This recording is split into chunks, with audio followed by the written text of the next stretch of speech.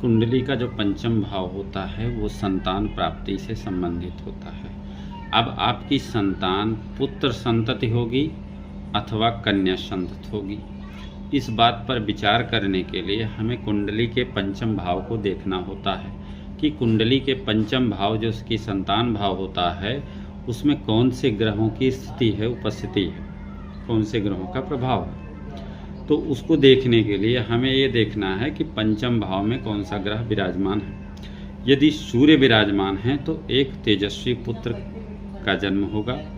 यदि चंद्रमा विराजमान है तो कन्या देने का ग्रह माना जाता है चंद्रमा को। मंगल यदि हैं तो 2 पुत्र होंगे।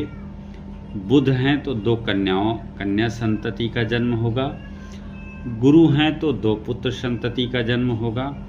शुक्र हैं तो 3 कन्या संतति और केतु भी हैं तो 3 कन्या संतति का जन्म होगा। शनि 2 कन्या संतति को देंगे और राहु क्या है कि 2 गर्भपात, 2 कन्या और 1 पुत्र की प्राप्ति के लिए जिम्मेदार ग्रह होते हैं।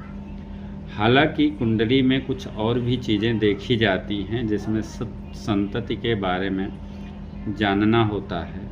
कभी कभी शुक्र जो कि दाम्पत्य का कारक है वो भी कुंडली में कमज़ोर ना हो। दूसरी चीज़ गुरु आपकी कुंडली में कमज़ोर ना हो तो ये योग बनते हैं, तो ये सारे परिणाम आपको मिलते हैं। जय श्री राम।